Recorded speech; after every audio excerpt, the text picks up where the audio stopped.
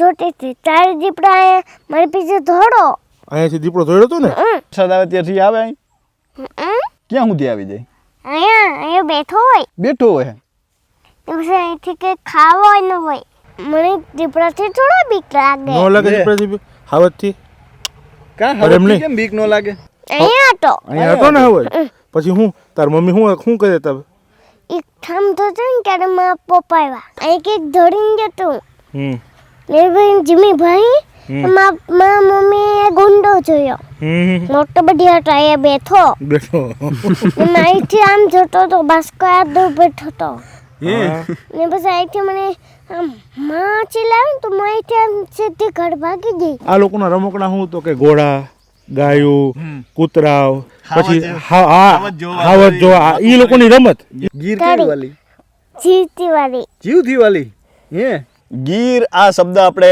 જ્યારે પણ સાંભળીએ ત્યારે આપણા મનમાં એ હાવજો યાદ આવે એ ભૂમિની લીલાશ યાદ આવે ભૂમિની જે મીઠાશ છે તે યાદ આવે અને હાલ ગીરની માલકોર છીએ અને ગીરમાં જે ઉછરેલા બાળકો હોય છે તેમનું જીવન કેવું હોય છે તેઓ હાવજ જે આપણે હાવજ નામ આપણે ગીર આવે એટલે હાવજ આપણા મગજમાં આવે ત્યારે એ હાવજની સાથે રહેતા હાવજની સાથે ઉછરેલા હાવજને દરરોજ નિહાળતા એ બાળકોનું જીવન કેવું હોય છે તેમની સાથે થોડી વાતો કરીએ આ નાની બાળકી છે ને તેની ઉંમર 4 વર્ષની છે અને તે જે રીતે વાતો કરી રહી છે આપણે પણ કદાચ સાંભળીને અચંબિત થઈ જાય કારણ કે તેઓ તો દરરોજ નિહાળે છે તો આપણે એની સાથે વાત કરીએ શું નામ છે બેટા શું નામ છે તારું જીયા તું તે સિંહ જોયો કોઈ દી નથી જોયો સિંહ જોયો શું જોયું તો બગીચે હાવજ પહેલા અમે એમને જ્યારે પૂછ્યું હતું ત્યારે એમનું કહેવું હતું કે સિંહ નથી જોયો હાવજ જોયો છે એટલે એ આ ભૂમિની જે બોલી છે ભાષા છે તે હાવજથી જ ઓળખાય છે સિંહ છે ત્યાં નથી બોલવામાં આવતું શું કેવો હોય હાવજ કેવો હોય મોટો તને બીક નહોતી લાગતી તું સામે ગઈ હતી કેવો હોય હાવજ કેવો હોય મોટો હોય કેમ બોલે કેમ માં બોલે હે પછી તે ક્યારે જોયો હતો આગળ જોયો તો હે પછી તું ગઈ હતી ને એની પાસે હે એ કઈ કરે નહીં અમને તો બીક લાગે હો તને ન લાગે બીક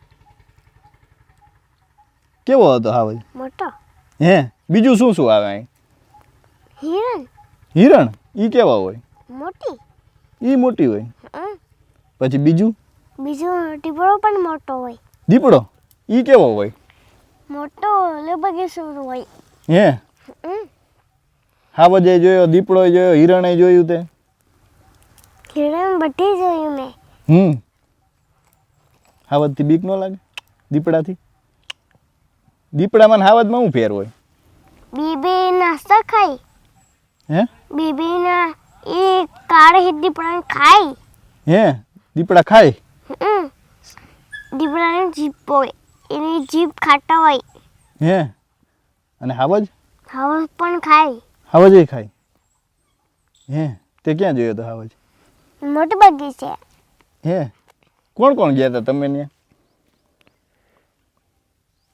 તમે કોણ ગયા હતા ખુશીને મારા પપ્પાને બી જતા હતા હે દેશને તેને ને મારા મમ્મીને તેને બધી ગયા હતા કાવ્યને પણ બધા ગયા હતા હાવજ ખાય હું એ જીવ ખાય જીવ હે તો તમને બીક ન લાગે તમે તેની પાસે જાવ કેવડો મોટો હાવજ હોય એ તો હાઉસ કોડી જાય કઈડી જાય તને કઈડો ક્યારે મને થોડી કરે કાનો કઈડો મમ્મી જાય ને ક્યારે કરી જાય મમ્મીને છે ને તો નહીં કરી મમ્મી ભેગું જાય તો ન કઈડે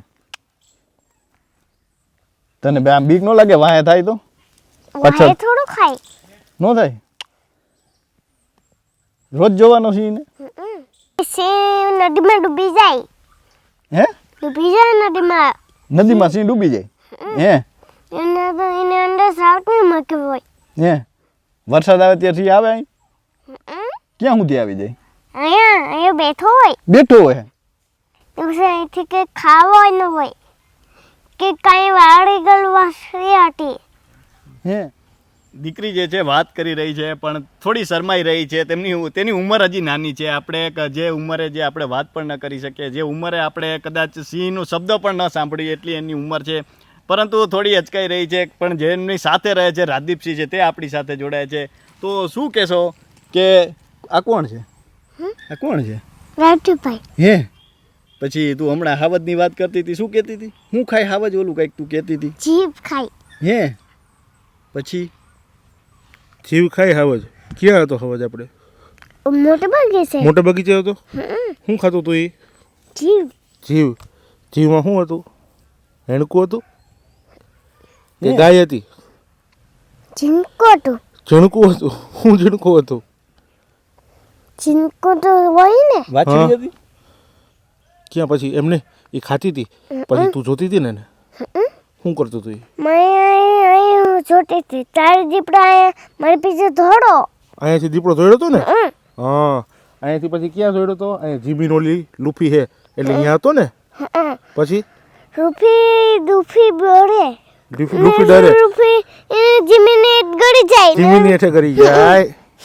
ને જીમીને કે ખાઈ. હા ને જીવડા પણ ખાઈ જાય. હા, એ જીવડા પણ ખાઈ જાય. એમને ઓલો હાવજની તો વાત કરતી હતી ખબર? એક દી તો અહીંયા સૂતી હતી પછી ક્યાં હતો હાવજ? અહીંયા હતો. અહીંયા હતો ને હાવજ. પછી હું તાર મમ્મી શું કરે તમે? એક ઠામ તો છે ને ક્યારે મારા પપ્પા આવ્યા. ઠામ ધોતી ત્યારે તાર પપ્પા આવ્યા. હા બોલો. હા બોલવાનું તો છે માર માં. બોલવાનું જ છે આપણે.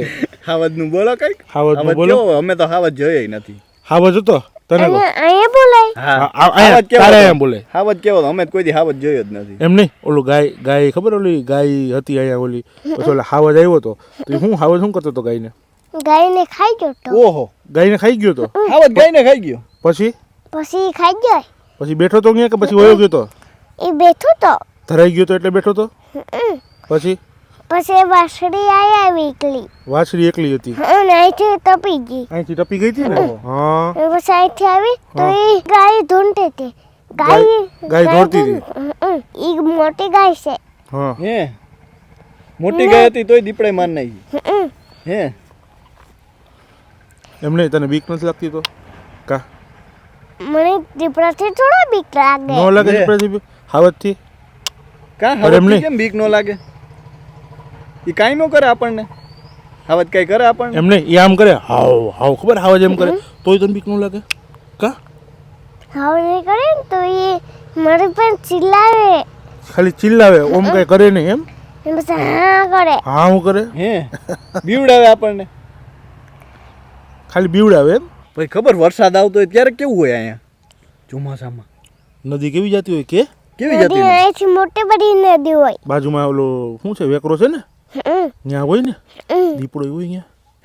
પછી કેવો વરસાદમાં કેવો અવાજ આવતો હોય હાવજનો? હવે જેવા આવે સાંભળે મને વરસાદમાં કેવો અવાજ આવે? એકવાર અવાજ તો સંભળાવી દે. કેમ હાવજનો અવાજ કેવો હોય ભાઈને સંભળાવી દે. આમાં હા એમાં કેવો અવાજ આવે સંભળાવી દે. સંભળાવી દે. તું વાત તો કરે ને કે અવાજ કેવો આવે એમ કે? દીપડો હતો. હા એમની હાવજનો અવાજ કેવો આવે? હાવ ના હા કેવો અવાજ? અવાજ કરો. આવે સાંભળે. હા અવાજ આવે એમ. પછી દીપડાનો અવાજ કેવો હોય? બૂમ બોલે. હે અહીંયા સંભળાય? હે આ પેલા હાથમાં છે. તાર મોટું થઈને શું બનવું છે? હે મોટું થઈને શું બનવું છે તાર? મોટું થતું પહેલવાન. હે પહેલવાન? પહેલવાન બન. ઓહો, પછી હું કરીશ પહેલવાન બનીને?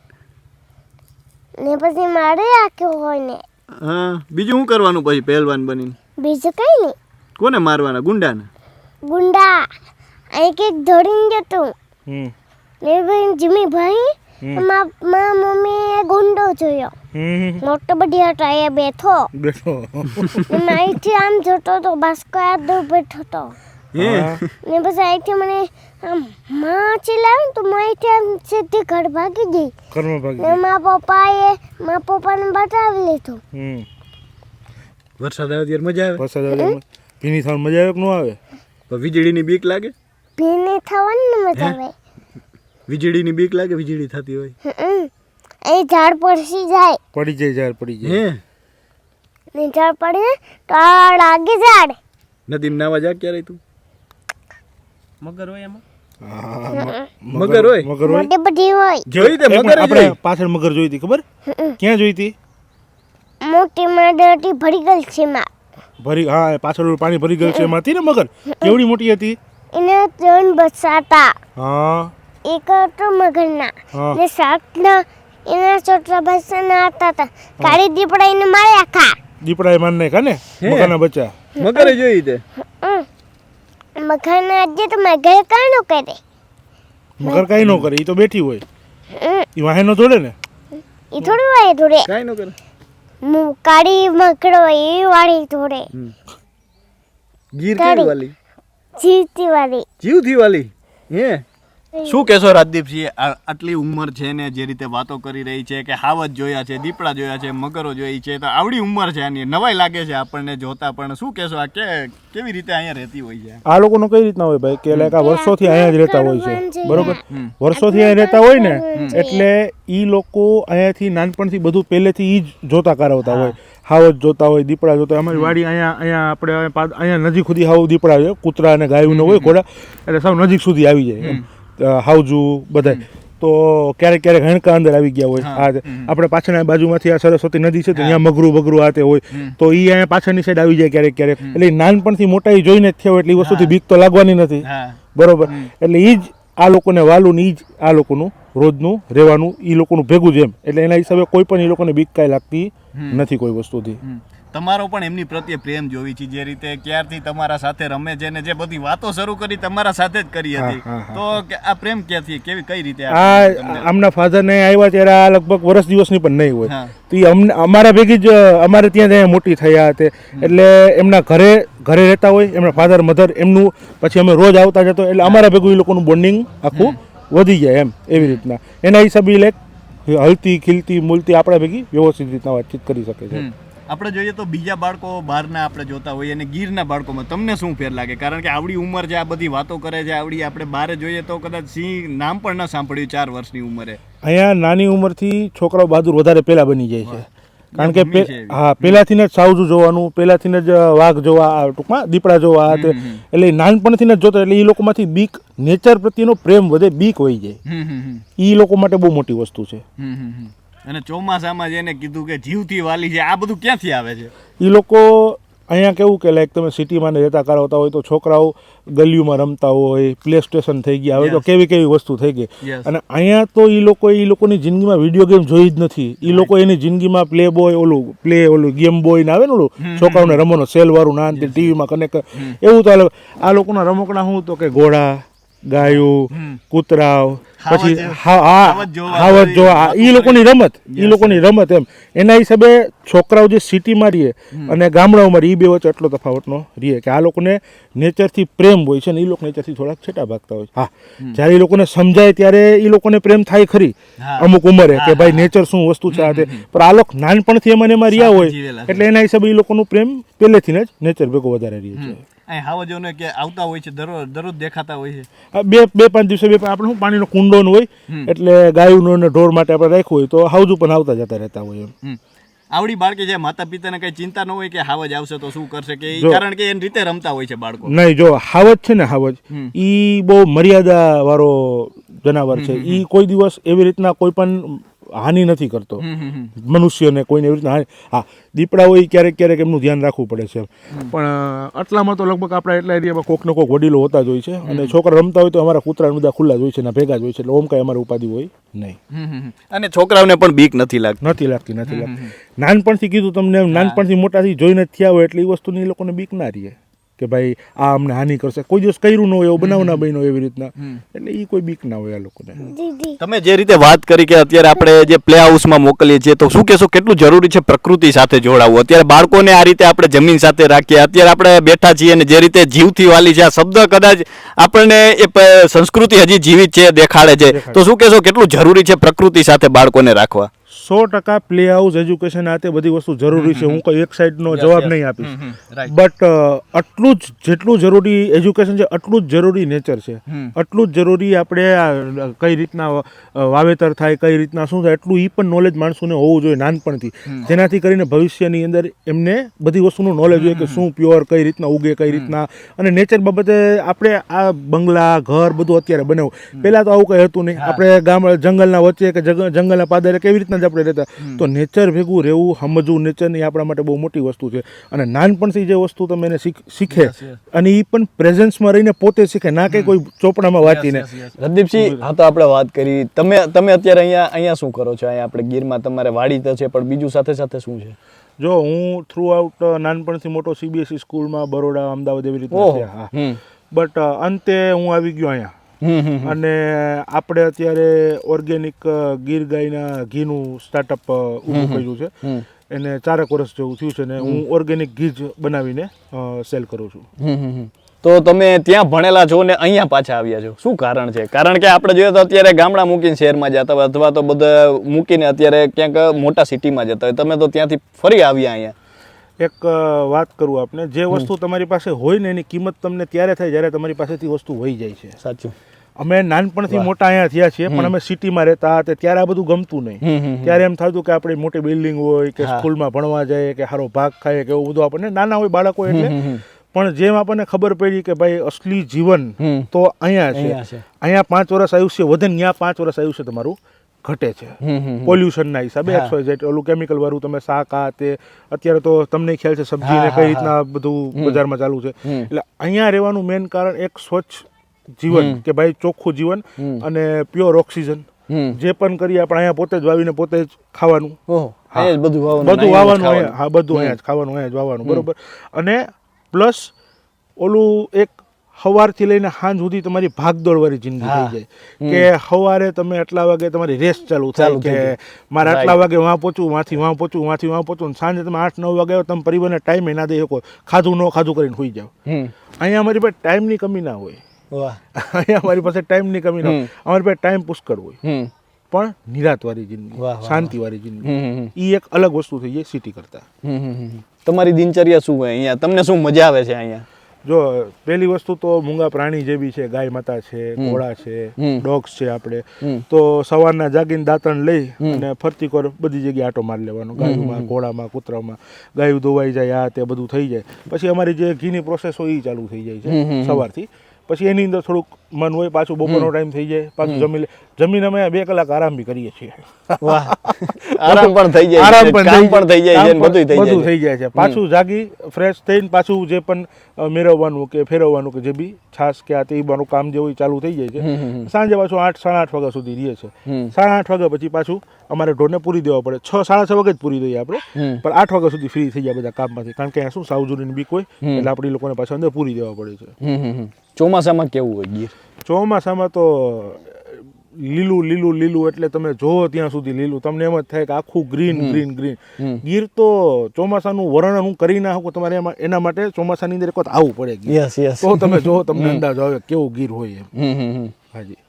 તો આ ભૂમિ છે ને આ ભૂમિ પ્રત્યે આપણને જે પ્રેમ છે તેનું કારણ છે કે માણસ વચ્ચે હોય કે માણસ કે અબોલ જીવ વચ્ચે હોય કે કોઈ પણ પ્રાણી વચ્ચે હોય, તમને પ્રેમ જોવા મળશે, જે આજકાલ આપણે ક્યાંય જોવા નથી મળતો. કારણ કે અહીં હાવજો સાથેનો તેમનો નાતો છે તે આજે પણ અતૂટ છે. આજે આપણે ટેકનોલોજીના દોડમાં એટલા આગળ વધ્યા છીએ કે સંસ્કૃતિ ભૂલ્યા છીએ, પ્રકૃતિ ભૂલ્યા છીએ, પરંતુ ગીર એ જાળવીને બેઠી છે. એક વખતમાં ગીરના ખોળે આવો, અહીંની સંસ્કૃતિ, અહીંની પ્રકૃતિને માણો, અહીંના લોકો સાથે બેસો. જે શાંતિ મળશે, જે નિરાંત મળશે, જે સંતોષ મળશે તે તમને ક્યાંય જોવા નહીં મળે. એટલા માટે જ કહીએ છીએ કે ગીર એ માં છે અને આ માના ખોળે એક વખત અચૂક આવવું જોઈએ. તો તમે પણ આવો અને આ ભૂમિનો જે આનંદ છે, ભૂમિનો જે પ્રેમ છે તે એક વખત અચૂક લો. તો અત્યારે બસ આટલું જ. ફરી મળતા રહીશું અને વાતો કરતા રહીશું વાત ગુજરાતી પર.